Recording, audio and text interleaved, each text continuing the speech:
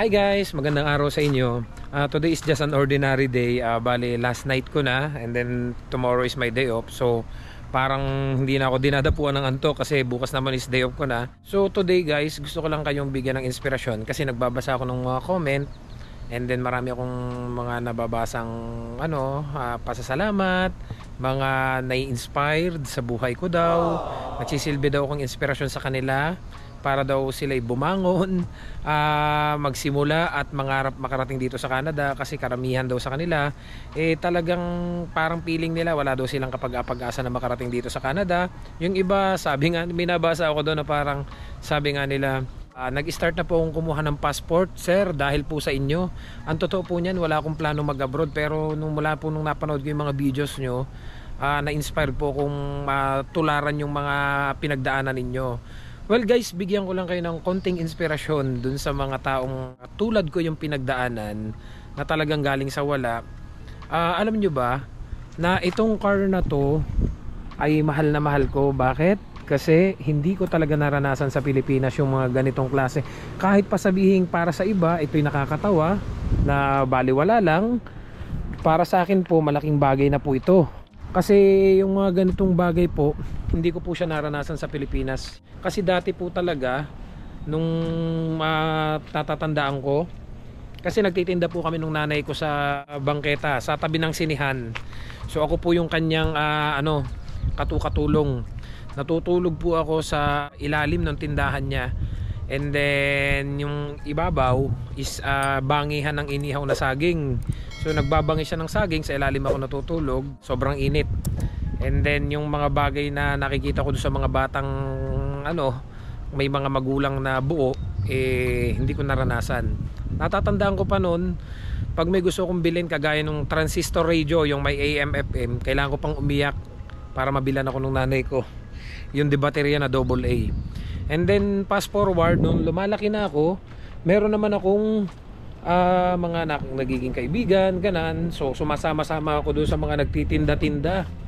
So pag nakakakita ako ng mga nagtitinda ng mga dyaryo, bote, gulong, mga kung ano-ano na, sumasama ako. Tapos ang hindi ko makakalimutan is yung nagtinda ako ng dyaryo, tapos sa gabi nagtitinda ako ng balot. Tapos nagtitinda din ako ng mga ice buko. Kasi mahilig ako rumakit basta alam ko magkakapera ako Tapos nakita ko nagtitinda ng mga plastic dito sa palengke. Gagaya ko niyan. Basta alam kong tutubo, madodoble yung pera ko. Kaya lang, di po ba nakwento ko nga sa inyo yung gumaya ko dun sa nagtitinda ng plastic sa palengke.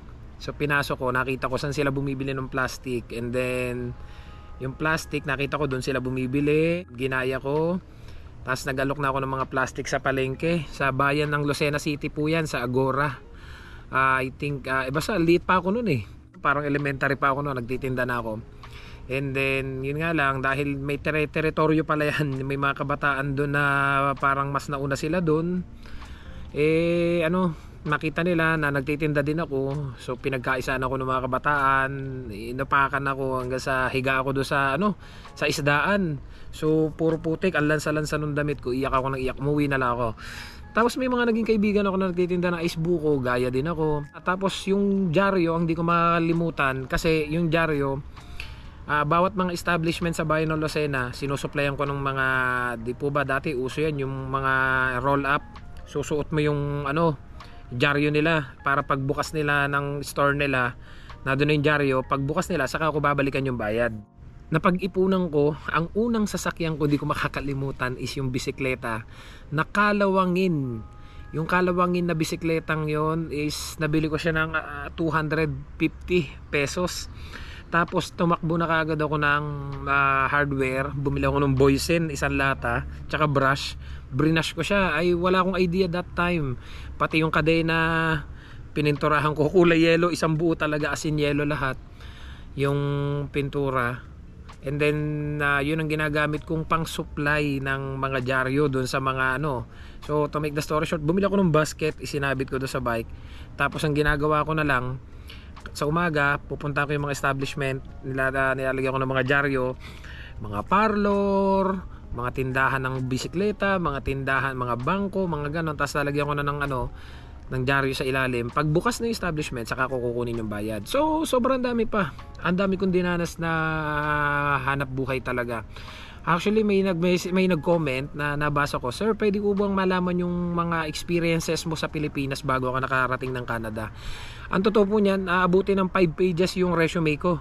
Kung iisa-isahin po natin yung mga experiences ko, pero sige po, i-open ko po sa inyo sa mga susunod na vlog kung ano yung mga experiences ko bago ako nakarating dito sa Canada, kung saan ako nagtrabaho. Kung sa tingin niyo po yung makakatulong sa inyo para ma-inspire po kayo, kasi may mga nababasa po kong mga komento doon na na parang talagang walang-wala daw silang pag-asa, hindi daw para sa kanila ang Canada, hindi daw para sa kanila ang abroad, mahirap lang daw sila, nagsasaka lang daw sila. Sa totoo lang po, kung alam niyo lang po yung mga pinagdaanan ko bago ako nakarating dito at hindi ko na sumagi sa isip ko na talagang makakarating ako dito. Sabi ko nga, ang Canada para diyan sa mga mapera, para sa mga mayaman, para sa mga may pinag-aralan. So talagang iisa-isahin ko po kasi may mga pinagdaanan akong struggle din bago ako nakarating dito, even sa mga requirements ko, even sa pagiging broken family ko. Kasi ito po yung isang naging problema ko pa, may share ko lang sa inyo, gusto ko buo ko itong isi-share sa isang vlog Ang nanay ko parang lumalabas ay kapatid ko. So yung mother ko is Rosita Gaela Surbano, yun po yung ginagamit ko ng buo, Ferdinand Gaela Surbano. So yung tatay ko po ay wala nakalagay po sa birth certificate ko ng tatay. Tapos nung time na nagtatanong pa lang ako dito, paano po makarating ng Canada, nung time na nag-a-apply ako, may mga nagsasabi hindi pa pwede ang high school graduate, may nagsasabi na makarating kami ng Canada hindi ka ma-PPR, may nagsasabi naman nung tinanong ko naman doon sa paano po yan, wala po akong tatay. Sobrang dami ng discourage na natatanggap ko, yung mga discouragement na natatanggap ko sa mga tao. Kaya nga sabi ko, gusto kong maging inspirasyon doon sa mga kababayan natin na gustong makarating dito at makaahon sa kahirapan. Hindi ko naman po sinasabing pagdating nyo dito yayaman na kayo. What I mean is para kahit paano mabago po yung buhay ninyo. Alam naman po natin lahat, wag na po tayo maglokohan, na sa Pilipinas po talaga ay malayong malayo yung kinikita natin dito kumpara sa Pilipinas at pagdating sa sistema ng gobyerno. Well, kanina habang nakaupo ako sa sofa, may plano kasi ako mag-edit and then nag-iisip ako ng lulutuin kasi mahilig akong magluto talaga sabi ko nga sa inyo, ang hilig ko talaga is pagluluto. Ang gusto ko ang simulang vlog before is recipe. Kasi talagang sobrang dami kong alam lutuin na gusto kong i-share sa mga kababayan natin. Kaya lang dito ako napunta sa ganitong linya, which is dahil nga yung mga pinagdaanan ko, ang daming nakaka-relate na hindi ko naman alam na in-expect or hindi ko inakalang tatangkilikin tayo ng mga kababayan natin. Kasi before po, nung mga may nakikita ko mga nagsishare ng experience nila na nakaka-inspire, sabi ko gusto ko maging inspirasyon sa mga kababayan natin na nangangarap makarating dito sa Canada. Kasi alam naman nung iba na talagang madaming nangangarap makarating dito sa Canada. Well, so kanina nagtitingin-tingin ako ng ibang vloggers, then nakita ko na naman yung mga nangha-hype ng mga vlog nila para do sa ibang kababayan natin na nangangarap makarating dito sa Canada. At napansin ko lang talaga na may dalawang klase pala talaga ng vlogger dito sa Canada, which is yung isa gusto maging inspirasyon, yung iba naman talagang focus lang sa pera. Di bali nang dumami yung haters nila kasi sabi nga nung iba, more bashers, more income, more money. Kaya lang po napaka-hypocrite ko naman po kung sabihin ko sa inyong hindi ako kumikita. Kumikita po ako sa vlog. Lahat naman po. Deserve naman po siguro namin na kahit papano yung pinagpaguran po namin ay may bumabalik sa Kasi sabi nga po nila, gawin mo lang yung gusto mong gawin, bonus na lang yung kumikita ka. May nakita po kasi akong mga vlogger dito na parang baliwala na sa kanila yung mga natatanggap nilang salita. Kagaya na lang nito, yung mga nagpo-post ng matataas na sahod na nakita ko, ang kahit na sobrang sasama na nung sinasabi sa kanila ng mga nagko-comment, baliwala na sa kanila, mahalaga kumikita sila. May nakita din naman ako ng mga vlogger na parang feeling entitled na talagang feeling nila, lahat ng sinasabi nila, yun lang dapat yung pakikinggan. Ayaw na nilang makinig doon sa ibang mga nagko-comment. Well, para po kasi sa akin, hindi porket mga vlogger po tayo ay tayo na lang ang pakikinggan. Kasi sa totoo lang, marami po dito sa Canada ang matatagal na, ang mas marami pong alam. Yun nga lang, wala po silang channel, wala silang vlog, wala silang reels na gustong i-share, nahihiya lang, pero mas marami po silang alam sa atin. Kasi ang problema po doon sa iba, porket vlogger, feeling entitled na sila na dapat sila lang yung pakikinggan, sila lang yung may alam, ayaw na nilang makinig doon sa iba. Dapat nire-respeto din po natin yung iba nagko-comment. Kung ano yung binabato mo, yun yung matatanggap mo kung maganda yung itinatanim mo, yun yung aanihin mo. Kagaya na lang po nitong mga nababasa ko. Maraming nagagalit dito sa vlogger na to dahil nga sa puro false info na binibigay niya. Kaya lang kasalanan din ng ibang mga viewers. Kagaya na lang nito, sabi niya, alam naman natin na content lang pero ang daming bitter, ayaw na lang suportahan para dumami ang views. Ganito pa talaga manghusga kaysa tumulong. So ang mga reply naman dito sa isang nag-comment na to, mali kasi ang info niya, dapat pag ganyan, dapat yung totoo lang. Sabi naman ng iba, kaya marami ang naloloko magpunta sa abroad dahil sa nag-iinganyo ng mga post na kagaya nitong vlogger ka man o content creator. Hindi ako musga. Huwag nyo naman bulagin ang mga viewers po. So you want to tolerate lying? Marami talaga nagsasabi na mali-mali yung info niya, na hindi talaga kayang kitain yung ganong kalaki ng ganong trabaho. Mapa-cleaners ka man o butcher ka man, sa loob ng isang buwan na yun lang talaga yung trabaho mo. Unless talagang 3 jobs ka. Kasi alam naman po natin dito yung mga basic salary ng mga iba't ibang occupation na hindi talaga abot ng ganun. Ngayon, unless ikaw ay skilled.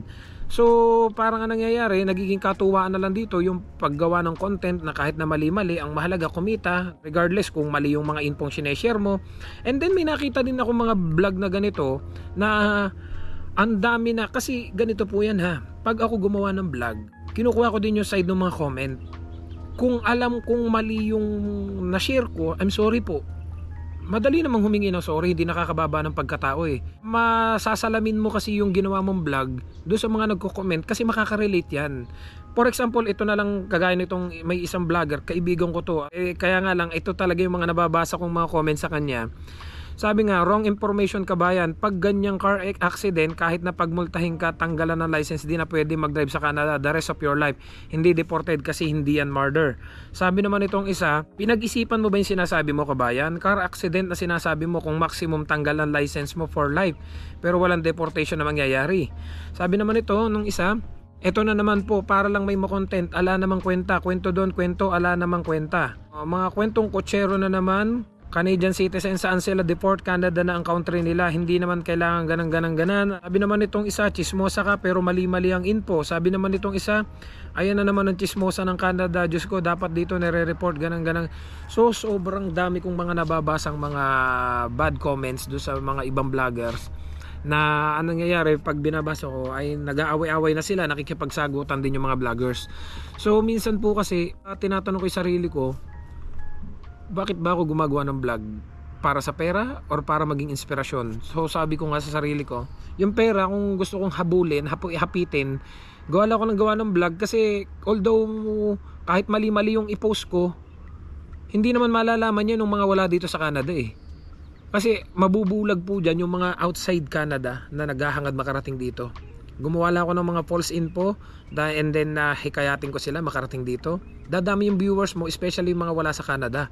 Yun nga lang, dadami din yung kaaway mo, dadami yung magagalit sa'yo. Sa totoo lang po, masarap kumita ng pera sa YouTube, masarap kumita ng pera sa vlog. Kaya nga lang, kung ganito naman yung mga marireceive kong mga messages at comments, na instead na ma-inspired sila, ay madami ang nagagalit, parang hindi ko po kaya ata yun. Na ayoko kasi na naglalakad ako, sikat nga ako, and then may mga bubulong-bulong sa paligid, ito yung gagong vlogger, ito yung ganang-ganang, yung masasakit na salita, or hindi man sa akin, yung susunod sa akin, yung anak ko, tatay mo pala yung yung false info, yung mga mali-mali sinasabi sa vlog. So ayoko naman po ng ganon. Alam niyo po kung bakit ako nagtutuloy-tuloy gumawa ng vlog, kahit minsan pagod, ayoko na parang gusto kong tumigil, mag-stop, di dahil po sa mga nababasa kong katulad po nito. Sa lahat ng Filipino immigration in Canada, ito yung unang sinubscribe ko kasi real talk pero di masakit mag real talk. Practical ang mga advices at sincerity, ramdam ang humility ni Sir. Kudos Sir, sana lahat gaya nyo, pati asawa ko sa Saudi at mga ka-work niya, pinasubscribe ko dito. I salute you Sir Ferds, magpatuloy lang po kayo sa ginagawa nyo, madami po kayo natutulungan lalo na mga basic information at possible situation na maaring dat na naman kababayan natin dyan sa Canada at tama kayo, laging magdadasal at isama ang Diyos sa mga plano sa buhay.